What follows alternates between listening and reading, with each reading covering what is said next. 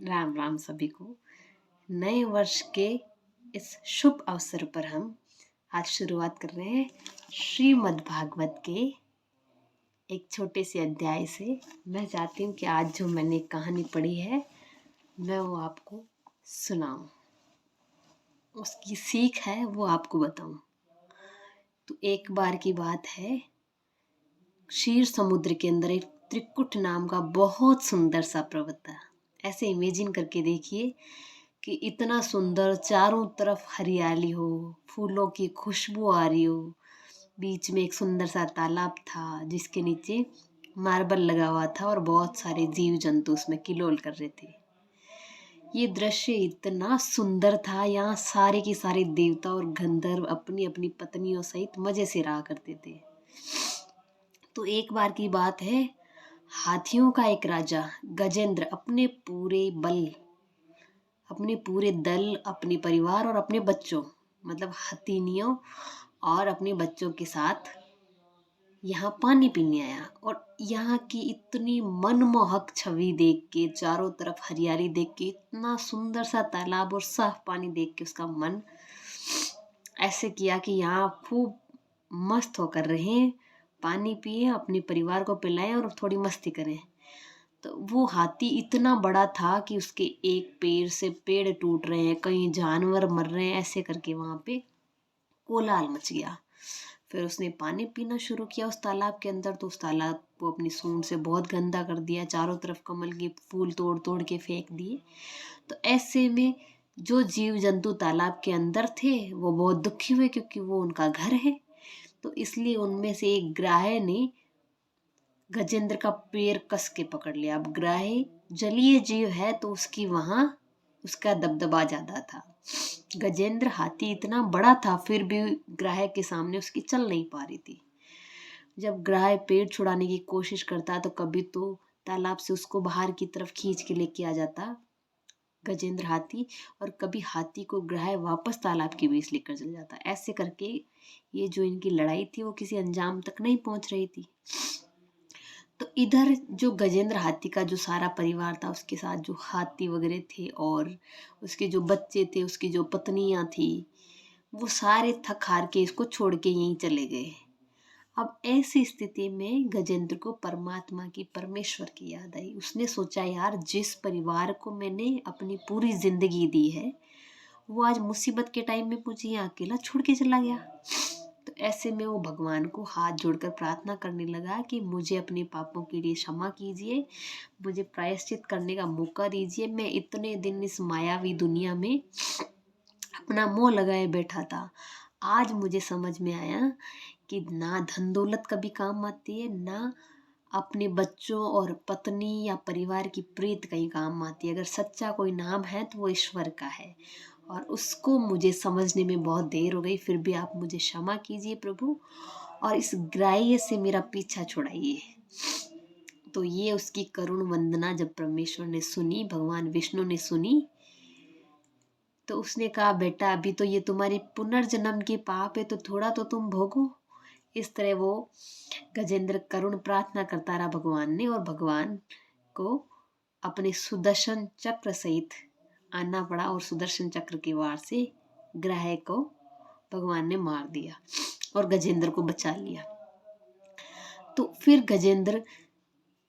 फिर थोड़ी ही देर बाद में तालाब से एक बहुत ही सुंदर पुरुष निकल के बाहर आया और भगवान से प्रणाम कर कहने लगा कि अच्छा हुआ भगवान, मैं आपके हाथों से मारा गया, मेरा उद्धार हुआ और अब मुझे वापस लौटना चाहिए, क्योंकि ये तो मेरे पुराने पुनर्जन्म के कर्म है जिसकी वजह से मुझे ये योनि मिली थी ग्राह की।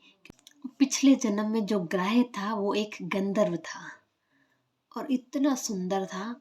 तालाब में एक ऋषिवर जिनका नाम था देवल ऋषिवर, वो भी स्नान कर रहे थे, और वहां पे जो ये गंधर्व है हुहु नाम से, वो भी स्नान कर रहे थे अपनी रानियों सहित।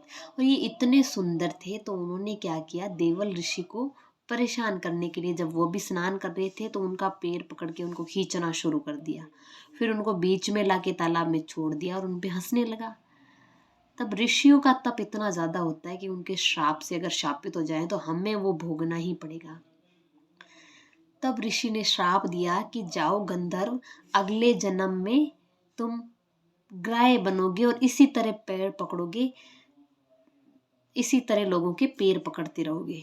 तब इस पर जो गंधर्व है, हुहु नाम से जो गंधर्व थे, उन्होंने क्षमा याचना की कि मुझे अपनी गलती के लिए माफ़ कर दीजिए, मैंने अपनी छोटी सी बुद्धि का सही से उपयोग नहीं किया, प्लीज़ आप मुझे इससे निकलने का कोई मार्ग बताइए। तब ऋषि ने कहा कि अब एक बार दिया हुआ श्राप तो वापस नहीं लिया जा सकता, पर जब तुम ग्राह्य के रूप में रहोगे तब एक बार गजेंद्र नाम का एक हाथी आएगा, तुम उसका पैर पकड़ना और उसको छोड़ना ही मत, तो स्वयं भगवान विष्णु के हाथों से तुम्हें मुक्ति मिलेगी। तो इस प्रकार मुझे आप मिले और आपके आशीर्वाद से अगर आप आज्ञा दे तो मैं पुनः गंधर्व की योनि में जा सकूं। इस प्रकार वापस से जो ग्राह्य है उसको गंधर्व की योनि प्राप्त हुई और वो इसी प्रकार सुखपूर्वक अपनी पत्नियों के साथ रहने लगा। इधर हम गजेंद्र की बात करें तो गजेंद्र अपने पिछले जन्म में इंद्रदमन नाम से एक राजा था। एक बार क्या हुआ कि अगस्त्य मुनि वहां भ्रमण करते आए, पर ये राजकाज में, वैसे तो ये भक्ति बहुत करते थे, पर ये राजकाज में इतने मस्त हो रखे थे कि इन्होंने मुनि का आदर सत्कार नहीं किया। इस बात का मुनि को बहुत बुरा लगा और उन्होंने कहा, जिस तरह तुम हाथी की तरह यहाँ पड़े हुए हो, तुम्हें कोई आदर सत्कार का कोई मतलब नहीं है, तुम भगवान या आए हुए अतिथि का सत्कार ही नहीं कर सकते, तो तुम किस काम के, तुम अगले जन्म में जाकर एक हाथी का रूप लो और इसी तरह मस्त होकर पड़े रहो। तो इस प्रकार इंद्रदमन को अपना अगला जन्म एक हाथी के रूप में मिला। और अब ये इंद्रदमन ने क्या किया, जब इंद्रदमन अब गजेंद्र के रूप में पृथ्वी पे इन्होंने जन्म लिया, और ये गजेंद्र के जब भगवान विष्णु से इनकी मुलाकात होती है तब ये बोलते हैं कि अब मुझे अपने पुराने जो पाप है उनका प्रायश्चित हो गया है, तो अब मैं, और इस जन्म में भी मुझे ज्ञात हो गया कि हमारा परिवार या हमें किसी भी चीज़ से, सांसारिक वस्तु से मोह नहीं रखना चाहिए, तो अब मैं भगवान का ध्यान करूँगा। और उन्होंने योग माया से अपना शरीर त्याग किया। इस तरह से इस धरती पर जो भी है उसके साथ हमें जीना है, पर वो हमारी आदत नहीं होनी चाहिए। हमारा जो अटल सत्य है, सिर्फ संसार में अटल सत्य एक ही है कि परम पिता परमात्मा अजर अमर है, या हमारी आत्मा ही अजर अमर है।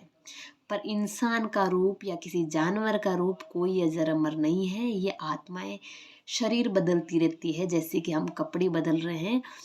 पिछले जन्म में यही गजेंद्र इंद्रदमन नाम का राजा था, और इस बार ये वैकुंठ में चला गया भगवान की भक्ति करके, और अपने इस आवागमन के चक्र से मुक्त हो गया। जैसे कि जो ग्राह्य है, पिछले जन्म में वो गंधर्व के रूप में था, पर श्रापित होकर वो ग्राह्य बनकर आया और उसको अपने पाप भोगने पड़े यहाँ आकर, और फिर से वो गंधर्व बन गया। तो कुल मिला के अगर हम भगवान की भक्ति करें, उनका नाम लें, उनको साथ लें, तो हमारा कल्याण हो सकता है।